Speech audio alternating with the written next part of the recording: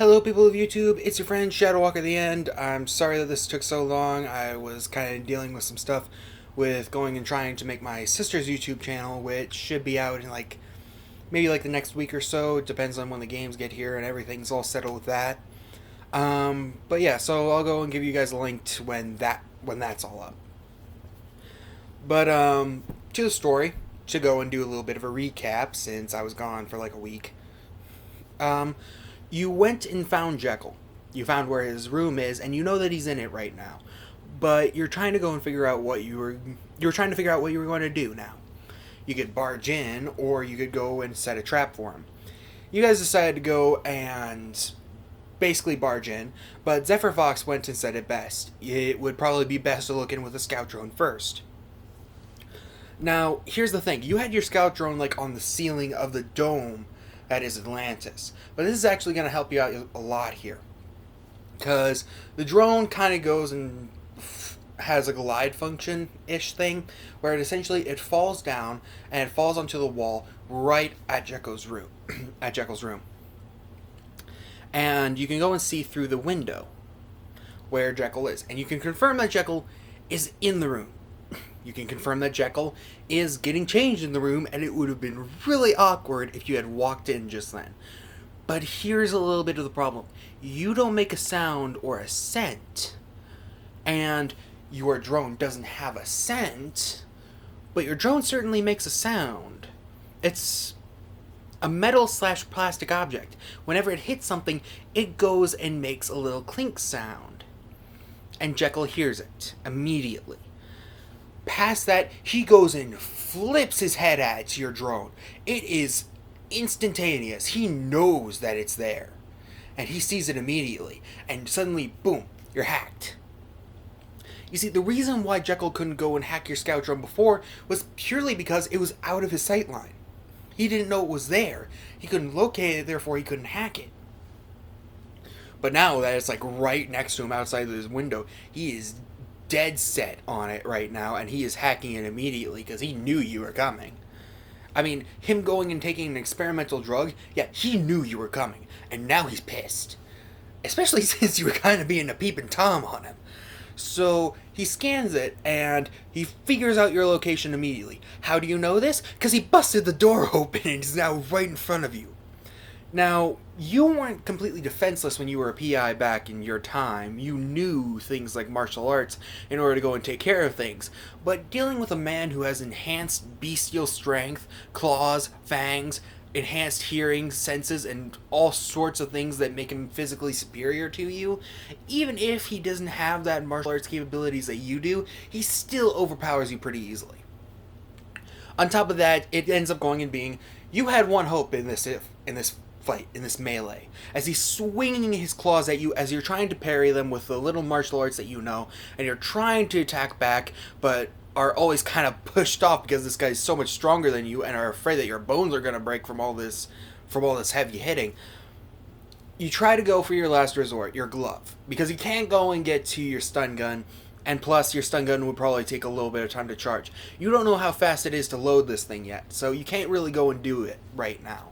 So you're trying to go and get your glove, you activate it, you try to go at Jekyll, but the big thing about that is, Jekyll knows this song and dance. It's pretty obvious that he does, because he is on that thing immediately. That is the one thing in your arsenal that can actually hurt him, and that can actually stun him.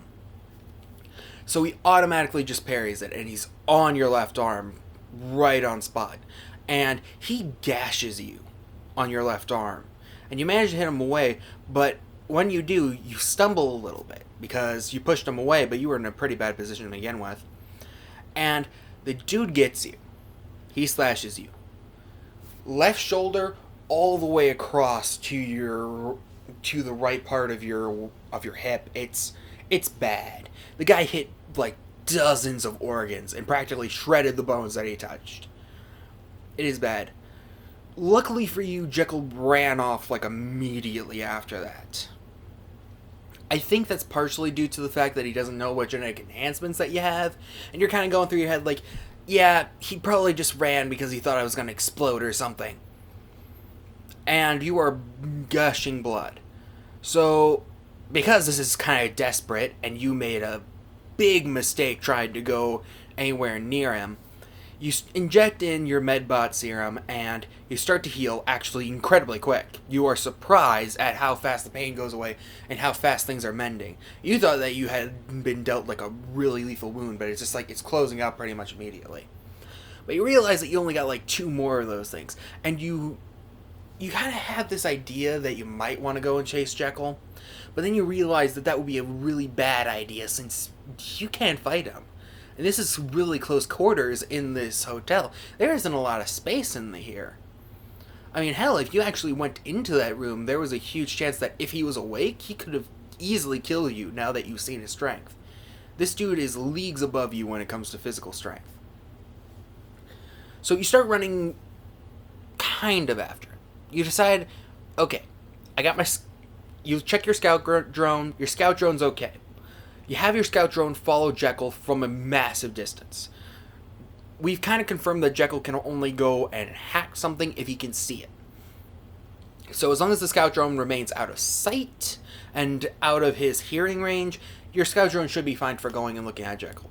So you're kind of going and observing Jekyll from a distance, and Jekyll is bolting, and he's bolting straight out of the dome.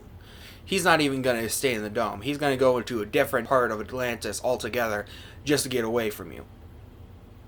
And you're not sure how far your scout drone is going to be capable of keeping up with this incredibly fast beast person. So you're just going like, okay, this has gone awfully. If I were to chase him, I would have to go and fire the stun gun. And that would be firing the stun gun in, like, around a bunch of people. It's not going to work. So you're going to have to try and find him again. Good news, though, you know where he is, so you do chase after him, you do go and find the dome that he's in, and you do find out where he's hiding. The big issue is that he's hiding in, like, a really cramped apartment space that he rented out, and now you're kind of going and thinking, well, I can't fight him in there. I'm not going to try and go and peek on him again to go and see if he's, like, sleeping or anything. That was a bad idea. So you're trying to go and think to yourself, what can I do? He's got to come out sometime. That's kind of the big thing. He's got to come out sometime. So you need to catch him out in the open. But again, the big thing is like he's probably much more likely to go and stay in like open spaces right now. If he doesn't, then you have a clear shot on him, and let's be honest, he's not going to go and have that stun gun in his face. So you're trying to go and think of a solution here. There's nothing really that you can go and do, because you startled Jekyll, and now he's spooked. So you start going and thinking to yourself, what can I do? So you try and start going and walking around. You were given a little bit of funds for this mission, and it kind of goes and hits you a little bit after you go and get like something to eat for yourself, kind of getting yourself over the fact that you just got gashed with a lethal wound, and you think that that guy actually ripped through your heart, which who knows if he did or not. But you're going and eating some food. You're trying to go and kind of get your strength up again and trying to get over the experience of nearly dying, and it kind of goes and hits you. You have a little bit of funding. You'd go and say maybe around like $15,000 our currency. And you were given all of this not as like a beginning funds thing. This was stuff like, for this mission, you were given $15,000 to do whatever you wanted with. And so you're starting to go and think to yourself, alright, I was probably meant to use this cash. You didn't realize it before because you thought this was some sort of emergency fund or something like that. You didn't understand what it was really for until now. And you realize that you're probably going to need some equipment in order to go and track down and actually capture Jekyll. There's no way that you're going in there with what you had. So you start to look around. And there are weapons shops that definitely around. I mean, inspectors are kind of outnumbered at this point. You find that a lot of the times you're just going to be facing villain after villain after villain. And the normal people need something for themselves. So gun laws at this point have become a non-issue. People need to be armed at all times. And you kind of see it in the public nowadays. Now, it's just kind of like, in this time, people are not lenient about going and carrying weapons. Everybody's got something. You even see like some kids with one because of how dangerous it's become nowadays. I mean, it was a lot less when you went down to Atlantis, because in Atlantis, a lot of firearms are illegal due to the damage that you could cause. But even down here, you're seeing like a lot of melee weapons and things like that. Things that people arm themselves with in order to make sure that should they run into the villain in the night, that everything's going to be okay for them because they have something on them to protect them. And you might be going and thinking, well, what about the villains going and getting the weapons and stuff and all the training and things like that? You don't know anything about that at this point. But right now you know that people have been armed, and with people like this around where it's like they have intense strength beyond what a normal human is capable of, you kind of get where they're coming from to arm the people. So you decide to go and ask around a little bit about a weapons shop to get some better weapons, and people point you in the right direction. They actually give you options. It's like going and getting any type of weapon is honestly pretty easy. You walked into like a shop that someone pointed you to, and you see like rows of weapons. But the big problem here is that it's like you realize, well, what weapon do I need? For this type of situation, what weapon would I need in order to go and do that? And at this point, you kind of realize that you need to go and make an actual plan.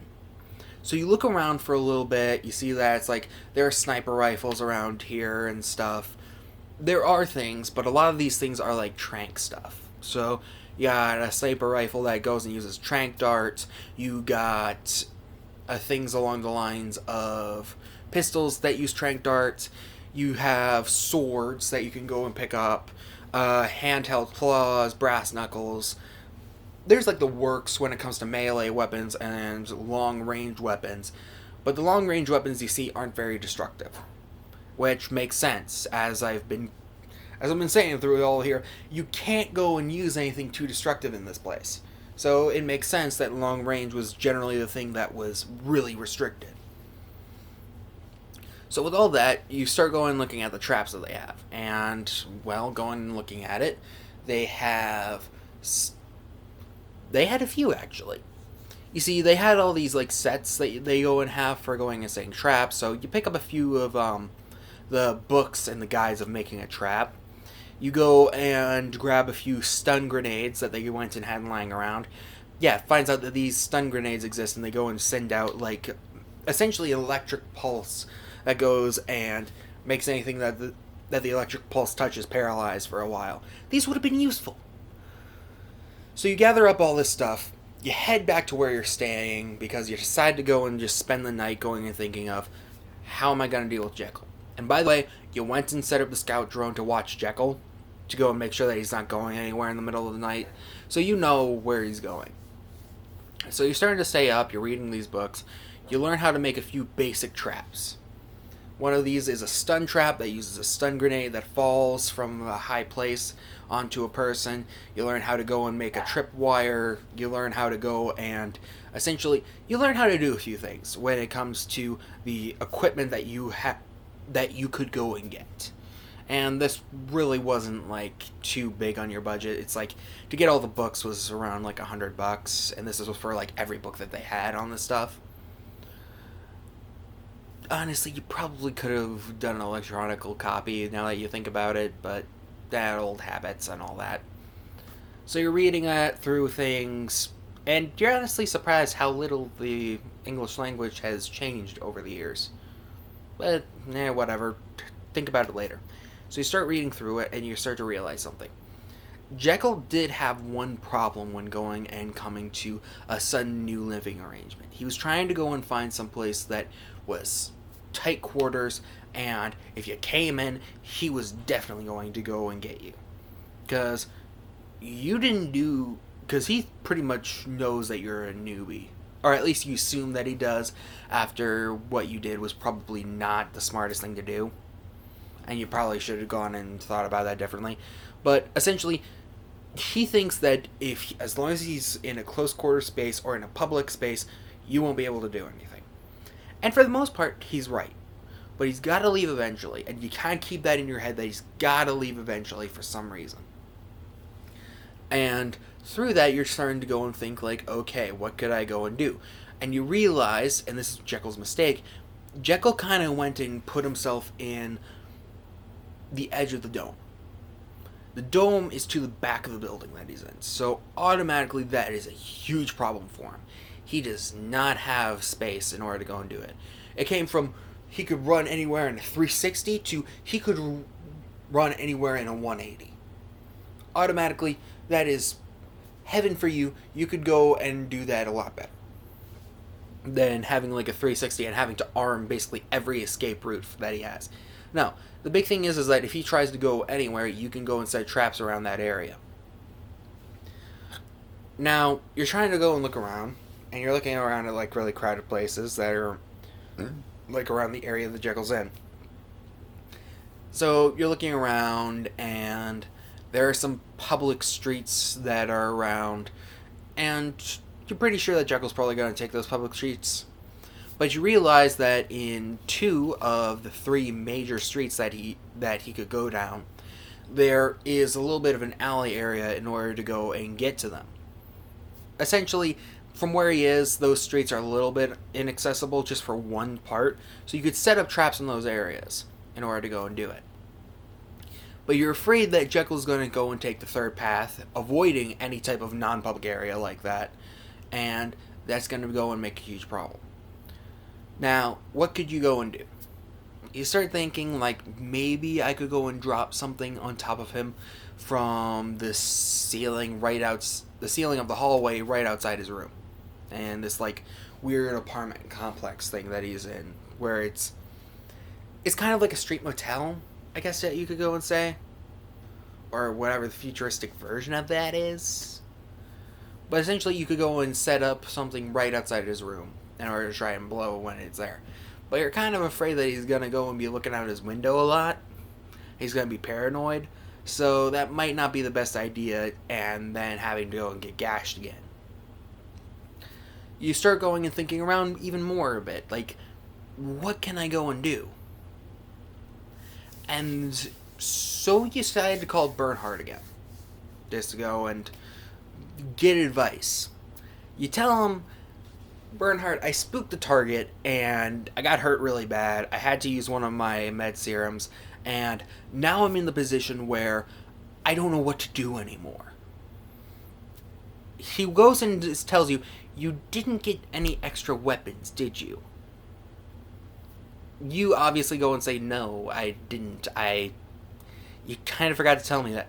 And he's going like, it's common, right? You're from the past. I'm sorry, it seems like common sense to me is not common sense to you. So, alright, you spooked the target. Is there any problems with what space he's in?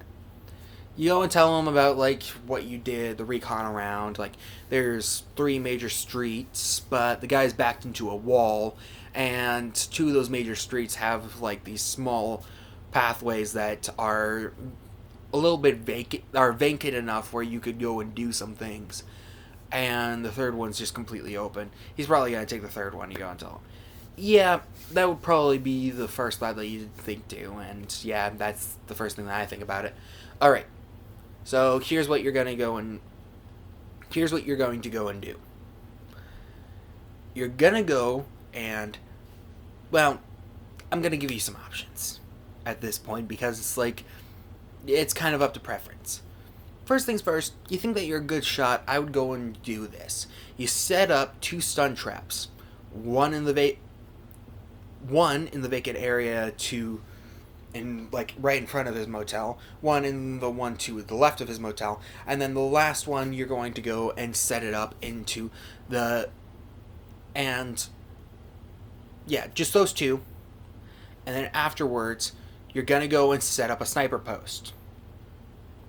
Now, what you're going to do is you're going to climb up onto the high building. Just use your investigator's license in order to go and get up there.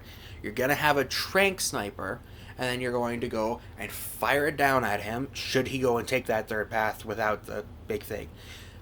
Yeah, it's going to startle a lot of people, but the machines should be able to handle them, and you could go and do it. Another thing that you could go and do, and this is something that is a bit iffy, is that you could try to fire into his room using your stun gun. Your stun gun has a lethality in order to go and do it. So you could fire into his room, and there are these like grenade launcher things that I think you saw. Yeah, I saw them. Okay, so if you fire a stun grenade from one of those stun gun launchers, you could go and fire down the door with your stun gun, fire in a stun grenade with the launcher, and hopefully he gets hit by that after being startled. He's startled, he gets hit by the grenade. Hopefully. Hopefully he doesn't dive out the window or something. I would still booby trap the two less populated ways if you were to do that plan. Or the third way, and this is a bit of an interesting thing that you could go and do. You honestly could just go up to him and try to go and get the drop on him. You don't make a sound and you don't make a scent. So you could just try to barge in and stun gun the guy. Or stun glove the guy. Or maybe you just barge in with a stun grenade and throw it into the room. Again, the grenade probably wouldn't go off fast enough to the point where I can go and guarantee the risk of him jumping out the window or something. I'm pretty sure that he would be capable of that when a stun grenade hits. But it is an option that you can go and do. Is what I'm trying to get across. So that's your three options right now. 1, set up 2 traps and try to snipe him on the third way. 2, set up 2 traps and then try to go and startle him and stun gun him. Or 3, go right up to him, throw in a stun grenade, and hope things go for the best. I don't know which one's really the best myself. Especially since, while the first one seems to be good, now that I have thoughts about it, that could go pretty bad if he managed to go and dodge the bullet and run out into the crowd. But it's up to you to go and decide which one's best. That's just my opinion. Okay, readers, it's up to you now. What do you want to go and decide on? You could try to trap him, and then if he goes down the third route, you could go and try to snipe him. That runs the risk of him running into the crowd. You could try to startle him and then just flat out just go and throw in a grenade. That'd make a lot of noise, and he might have a chance to escape, but it fires from a safe distance, and it could work. Or you could go option number 3, where you barge into the room yourself, you throw in the grenade, and hope things go for the best. Honestly, all 3 of them have their merits. All 3 of them have their drawbacks. It's up to you to decide, readers. Good luck.